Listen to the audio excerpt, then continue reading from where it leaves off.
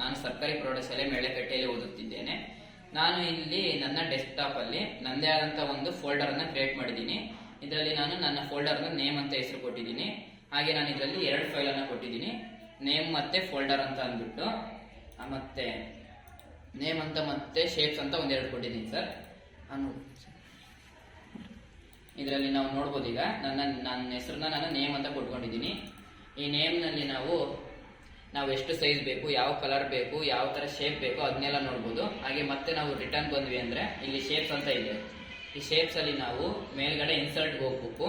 Insert ಅಲ್ಲಿ ಹೋದ್ವಿ ಅಂದ್ರೆ ಇಲ್ಲಿ ನಮಗೆ ಶೇಪ್ ಅಂತ ಬರುತ್ತೆ. ಶೇಪ್ ಅಲ್ಲಿ ಬೇಸಿಕ್ ಶೇಪ್ಸ್ ಗೆ ಹೋದ್ವಿ ಅಂದ್ರೆ ನಾವು ಸರ್ಕಲ್ ಅಂತ ಕೊಟ್ರೆ, ಉದಾಹರಣೆಗೆ ಈ ತರ ಸರ್ಕಲ್ ಕೂಡ ಬರುತ್ತೆ.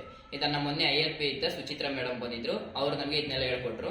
ಹಾಗೆ ನಾವು ಜ್ಞಾನ ಸೇತು, ಖಾನ್ ಅಕಾಡೆಮಿ, ಹಾಗೆ ದೀಕ್ಷಾ ಪೋರ್ಟಲ್ ಅನ್ನು ಕೂಡ ಕಾರ್ಯಕ್ರಮ ಮಾಡ್ತಿದ್ದೀವಿ ಇಲ್ಲಿ.